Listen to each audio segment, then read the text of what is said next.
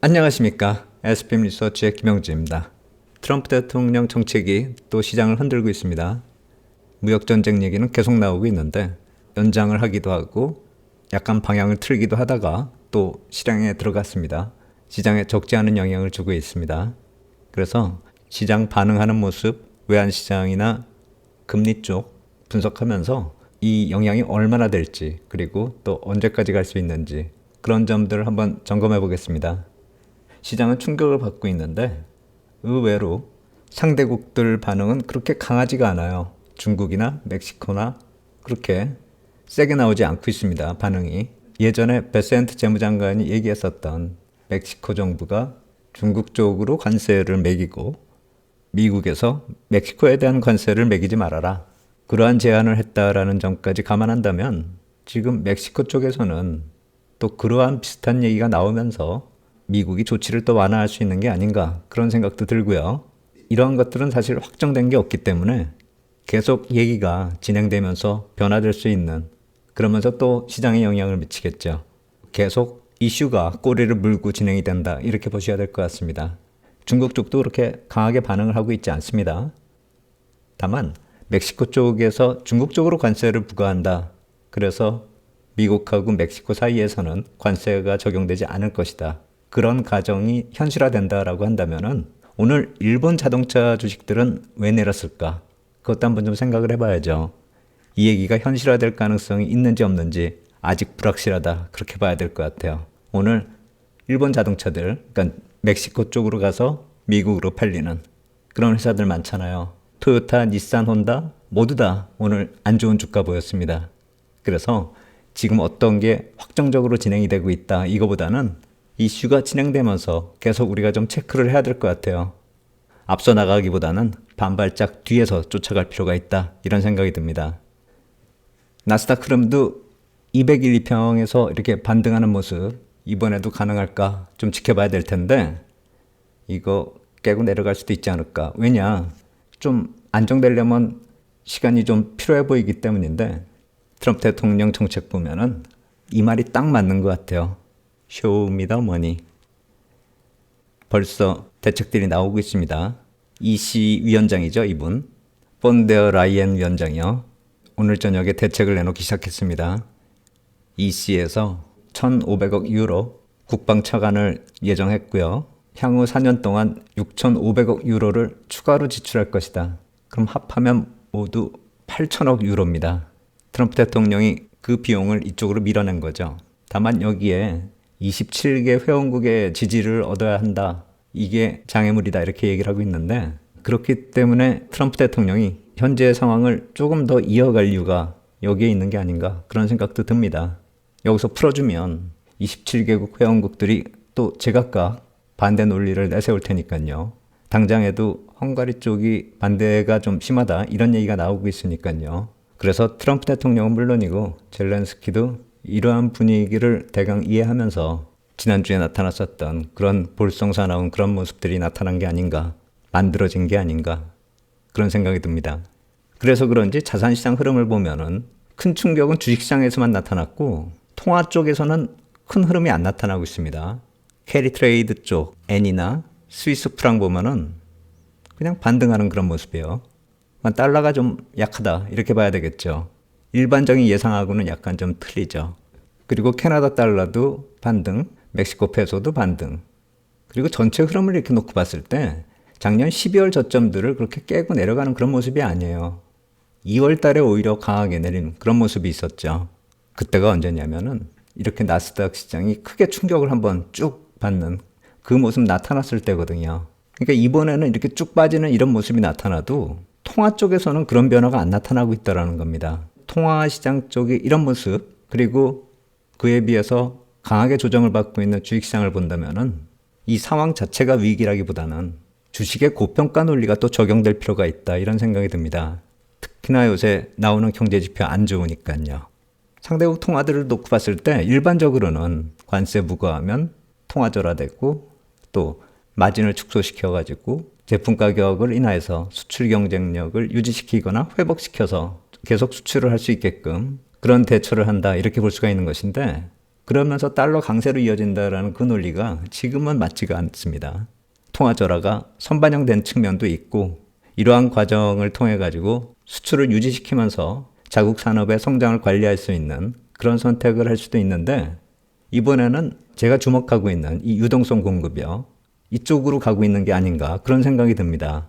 제가 이 유동성 공급이다 이렇게 표현을 하는 거는 재정 지출을 얘기하는 겁니다. 위기 때 돈을 쏟아붓는 QE가 아니라 특정 부문에 특정 목적을 가지고 재정 지출을 확대시킨다 이 얘기입니다. 마치 아까 말씀드린 EU가 최근에 결정한 국방비 지출 같은 경우가 그 대표적인 예가 되겠죠. 유럽 쪽에서 나타나는 가장 큰 변화, 재정 지출을 늘리는 그런 흐름으로 이어질 수 있다라는 그 점이 현실화되고 있다라는 것이죠. 그래서 단기적으로 달러가 강세를 보이는 게 아니라 이것도 선반영됐다가 지금 약세로 돌아서고 있는 그런 모습 나타나고 있고 금리 같은 경우는 좀 별개의 이슈가 작용되고 있다 이렇게 봐야 되겠죠. 최근에 나온 경제 지표가 좀 안 좋게 나오고 있으니까요. 그래서 그런지 몰라도 N달러하고 금리가 괴리가 많이 벌어지고 있죠. 그렇다면 이 괴리가 한쪽으로 좀 다시 붙어줘야 될 텐데 제가 봤을 때는 금리 쪽이 좀 올라갈 수가 있는 게 아닌가 그런 생각이 듭니다. 금리 한번 볼게요. 제가 봤을 때는 1차 타겟 레인지에 들어섰다 그 생각이 듭니다. 미국 10년물 국채금리 기준으로요. 예전에는 텀 프리미엄이 하락하는 그런 모습 속에서 금리가 좀 안정적으로 흘러가는 그런 모습이 나타났었는데 최근에 금리가 올라가고 있는 그 이유 중에서는 이 텀 프리미엄이 상승하는 그 논리도 작용이 됩니다. 아래쪽이 텀 프리미엄 흐름이고요. 위에 빨간색 선이 10년물 국채금리입니다. 텀 프리미엄이 멈춰 있는데 최근에는 금리가 빠지고 있죠. 이거는 경제 지표가 좀 안 좋기 때문에 나타나는 그 모습이다 봐야 될 테고 텀 프리미엄이 좀 안정되고 있는 그 모습은 2월 초에 미국 재무부의 재정 계획이 나오면서 일단락됐다 이렇게 봐야 되겠죠. 이런 식으로 보시면 될 것 같아요. 기준금리는 올라가고 있는데 10년물 금리가 기준금리보다 아래쪽에 있으면서 좀 안정되고 있었던 그 모습은 텀 프리미엄이 이렇게 아래쪽으로 작용이 되던 그 상황이다 이렇게 보시면 될 테고 그것이 작년 후반부터 변화가 생겼죠. 기준금리 인하폭이 예상보다 그렇게 크지 않을 것이다. 그 전망 때문에 그리고 국채가 많이 발행되면서 텀 프리미엄이 상승하는 그 모습이 나타났죠. 그러면서 10년물 금리가 올라간 것이고요. 최근에는 2월에 재정계획 확정되면서 텀 프리미엄이 좀 안정적으로 움직이면서 금리에 비해서 중립적이다 이렇게 볼 수가 있는 그런 상황이죠. 그래서 만약에 페더럴 펀드 레이트가 지금처럼 4.25에서 4.5를 가정하면은 10년물 금리가 이 텀 프리미엄을 감안하면 4에서 4.7 정도 볼 수가 있는 거고 그래서 제가 평균금리 4.3 이 정도를 보자 이렇게 말씀을 드리고 있는 것이고요. 만약에 금리 인하를 추가적으로 한번 한다라고 가정을 하면은 페더럴 펀드 레이트가 4에서 4.25가 되겠죠. 그렇다면 금리도 좀 아래쪽으로 볼 수가 있겠죠. 3.75에서 4.5 정도 10년물 기준으로요. 그러면 평균금리 한 4.1대 그렇게 볼 수가 있는 것이죠. 그래서 제가 10년물 기준으로 1차 타겟 레인지에 들어섰다 그렇게 보고 있는 것입니다. 여기서 금리 인하 전망이 좀 강해지고 텀 프리미엄 안정세가 유지가 된다라고 하면 2차 시세가 나타날 수도 있겠죠. 그런데 최근에 나타났었던 하락폭을 감안하면 최선의 경우도 여태까지 하락한 그러니까 국채 가격이 상승한 그 폭이요. 그 상승폭만큼 그것을 초과하는 추가적인 상승이 나타나기에는 좀 무리가 있다 이렇게 볼 수가 있겠죠. 시세로 보면 여기서 추가로 하락을 한다 하더라도 채권 가격이 올라간다 하더라도 그것이 어깨 부분의 시세가 될 수 있는 것 아닌가 그것을 좀 감안할 때가 아닌가 그런 생각이 듭니다. 그리고 유럽 쪽에서 국방비 지출을 당장에 이렇게 급하게 제시를 했는데 통화정책회의는 5일, 6일입니다. 그래서 제가 타이밍상으로는 EC에서 어떤 의견을 모으는 그 과정에도 현재 분위기가 좀 필요하다 이렇게 볼 수가 있겠지만 단기적으로는 이 통화정책회의까지도 이분한테 또 트럼프 대통령이 압박을 할 수 있다라고 생각이 됩니다. 이쪽에서 돈 얘기를 할 때 이쪽에서도 보조를 맞춰야 되니까요. 그리고 트럼프 대통령은 이분한테 뒤끝이 장렬할 가능성도 크다 이런 생각이 듭니다.